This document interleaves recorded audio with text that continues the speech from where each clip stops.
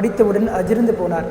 நான் உயிரோடு இருக்கும்போதே இந்த செய்தித்தாள்களிலே நான் செத்து விட்டதாக செய்தியை பரப்புகிறார்களே, அதுவும் என்னை சாவு வியாபாரி என்று அழைக்கிறார்களே என்று மனம் வருந்தினாராம்.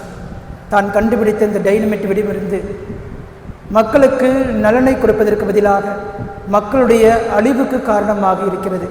பல உயிர்களை அது வாங்கி இருக்கிறது என்பதை அறிந்தவராய் மனம் வருந்தி மனம் திருந்தி இதன் பிறகு தான் சம்பாதித்த அத்தனை செல்வங்களிலும் மேன்மையான செல்வங்களை எல்லாம் இந்த உலகத்திலே யாரெல்லாம் புதிய புதிய காரியங்களை எல்லாம் சாதிக்கிறார்களோ அவர்களுக்கெல்லாம் ஒரு ஊக்கத்தொகையாக ஒரு பரிசாக கொடுக்க வேண்டும் என்று சொல்லி உயிரை எழுதி வைக்கிறார்.